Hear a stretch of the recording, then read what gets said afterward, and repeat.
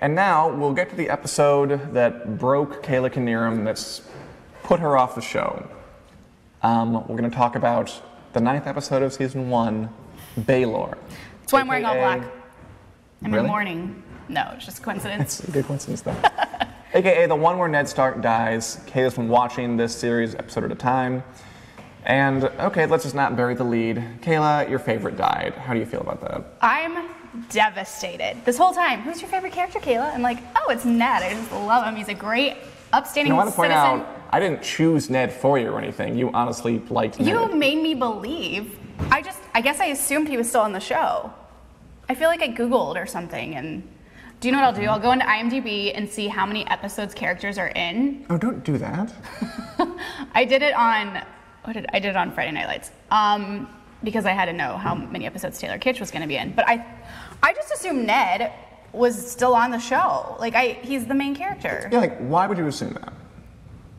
Maybe it's just what I wanted, and so I thought that. It's possible. I mean, I don't think your reaction was very uncommon to people at the time, because this was a big shocker. People were not seeing this This was coming. big news 6 years ago. 6 years ago, it was huge. But no, it's important for the show, because what Game of Thrones is kind of put itself on the map for is not just killing characters. Like, any show can kill characters. It's become kind of famous for killing... They took his head off. Well, he was executed, right? Ugh. With this kind of death, it affects as a show that not only kills, but kills main characters, like kills important ones. The show has no heart. Well, we can talk about that. And Ned, for all Why did Ned have to be first? We already got Viserys, and King Robert died. I don't think he's the first character to die, but No he's one cared definitely the about them. biggest one to die thus far. And he was the main character, right? I mean, we were in his shoes. He was our kind of eyes and ears in King's Landing. He was my rock. He was your rock, and now he's gone. I am sorry for your loss. I've lost sight of why I'm here. Well, if I can try to ease the pain a bit, personally, I think Game of Thrones is a huge story, and you will see. How do we go up? Even though you have lows, I mean, people come back from this, and they come out of it stronger and better. And it's about he's dead. Okay, don't expect that. It's about the journey of all these people and how they take these horrible experiences and forge them into character. But you'll experience that, or won't, as we go on. So when does the prince die? The Prince Joffrey? I want him dead. Maybe never, but we'll keep watching to find that out. Anyway, so his death, could it have been avoided? Do you think it needed to happen? Actually, we walk that back. Who's at blame? Who's at blame? Who's at blame? Joffrey. Whose fault is it? Joffrey, okay. And maybe Cersei. Why is it Joffrey's fault? Well, because he's the one that ultimately ordered the execution. He gave the order. Right. He's the one who's like killing. And he's a keep in mind, 15-year-old brat that doesn't know what he's doing. Cersei didn't want that. No, I even rewatched it at the end, and she was like trying to stop him. Because their plan was to send him to the wall. Like, why would she want to do that and not kill him? Send him to the wall? Yeah. I don't know. She did not want him dead. I think the idea, they talked about it a little bit, they know that Robb's coming south with an army. If they kill Ned, that means that Robb has no reason not to come full speed ahead and try to take them out. Which I think he should. Of course he should. So their plan all along was to keep him alive and to keep the girls alive and use bargaining pieces. And now Joffrey's kind of thrown a wrench into that by killing him. I do not think Cersei approved of that choice, and Sansa certainly Got didn't. themselves in a pickle now. They do. But at the same time, does Ned bear any of the blame for this? Like, could he have gotten himself out of this at some point during all this? If he went against his beliefs. And, I mean, I respect him in the fact that he stood up for... He didn't budge on his stance. He never did, no. He's a man of honor and class. But, I mean, again, if he had budged... And he did budge at the end, by the way.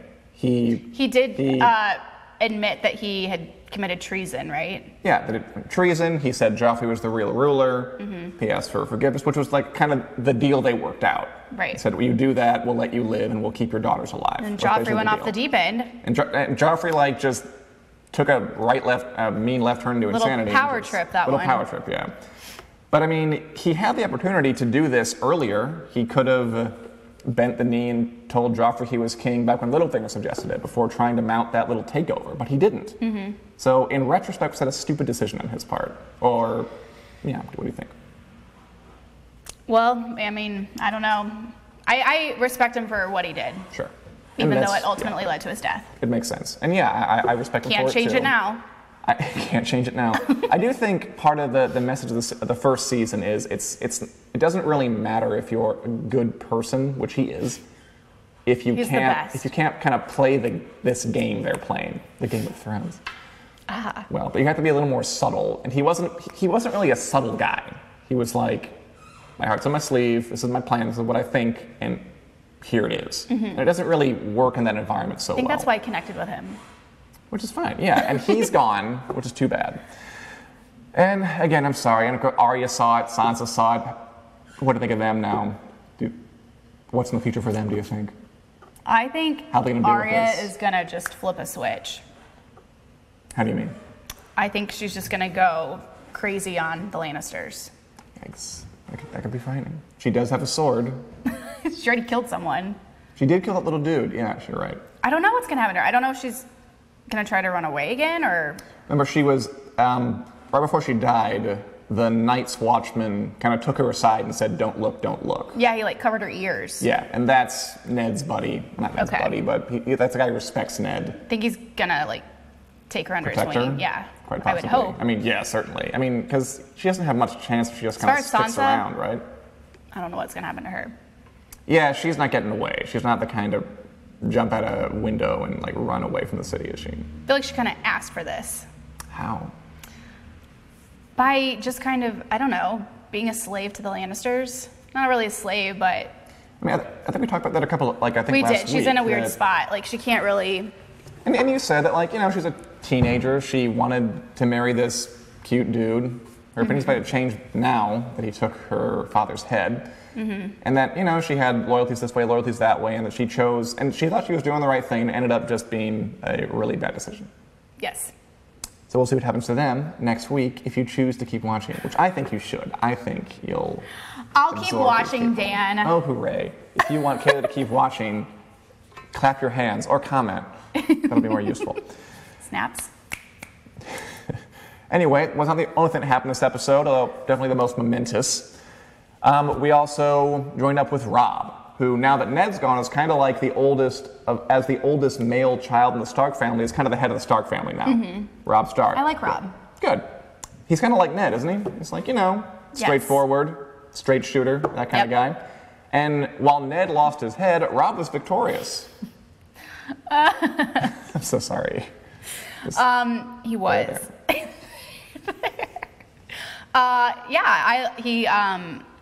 was kind of like taking the lead for the family, and they pulled a quick one on the Lannisters. Yeah. So he had 20,000 troops. He sent 2,000 kind of to Tywin's army, knowing that they would kind of take the bait and fight them all, where his bigger force went up against Jaime's army because they weren't expecting it. He took Jaime prisoner. Yep. I hope they kill him. I hope they kill him. They want vengeance for Bran and for just the Lannisters in general. Right, yes. But there is one Lannister that you kind of like, Tyrion. I do like Tyrion. He's the exception. And I mean, he is on the Lannister side. He fought for them. He fought in this battle. And I don't know if he really fought. He like got knocked out in the first 2 minutes, and then he did in the first. Came to at the end by one of his own men. By the way, it wasn't even an enemy combatant. Just it was his own hill tribe guy. Just it's one way of surviving. Just play dead the whole time. Fun fact for you, I'm sure you might know this, but in the books, the battle is much, much bigger and more involved. He does not get knocked out, but this is season 1. They didn't have a lot of money, so they couldn't actually film it. So they just had him get conked out. Oh, that is a fun fact. It's a fun fact. I like fun facts. And, okay, and also we got a couple new characters, or at least one new character for Tyrion. What do you think of Shae the prostitute, who he meets in his tent? I like her. I like her too. She's like a classy prostitute. A classy prostitute. You don't get a lot of those. Like, she seems well-traveled. She's, I don't know, sophisticated. Like quippy, she has kind of deep smart conversation. Yeah. Doesn't seem like an airhead. Yeah, and they seem like they had a good conversation. And she seemed fun, playing that candle game. Yeah. The wax dripping. And just has a zest for life, maybe. Are we going to see more of her? Oh, yeah, we'll see more of her. I think I like her. Important character. And, is she going to die? I can't tell you these things. I'm just going to assume everyone in the show is going to die. I mean, you know that Jon Snow and Daenerys are alive. We'll probably die in season 7. Probably. But Shay's an important character, I'll say that. Okay, I do like her, so that's good.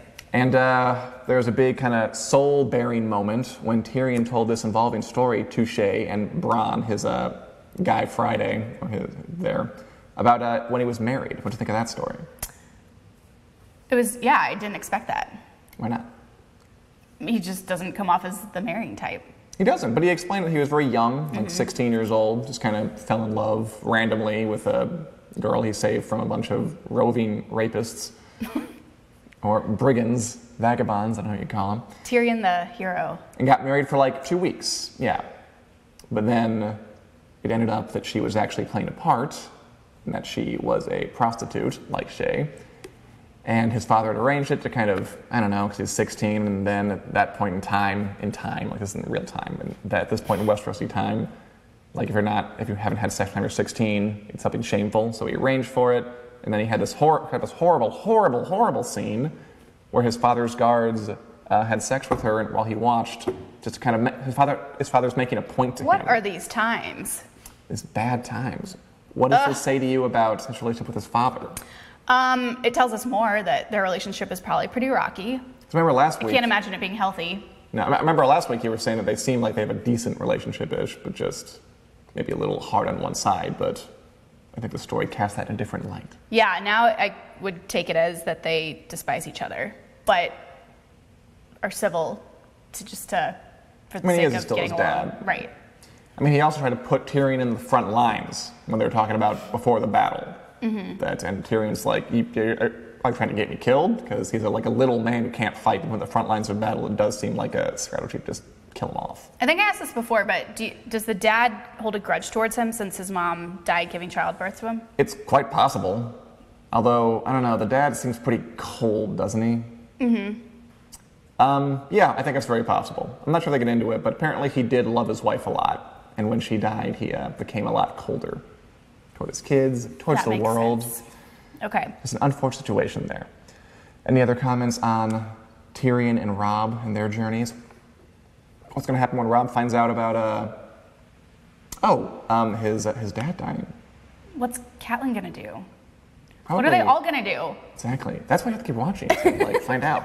Oh, and one other character we met, Lord Walder Frey, when they were trying to cross the bridge, and Catelyn had to go and negotiate with this unpleasant old man. Yes, and now one of her sons is going to marry their daughter, and Arya, didn't they promise her to one of his sons? Exactly, and promised Robb to marry one of his daughters. That was kind of funny, because he was like, did you get a peek at them? And she's like, there's one that's okay.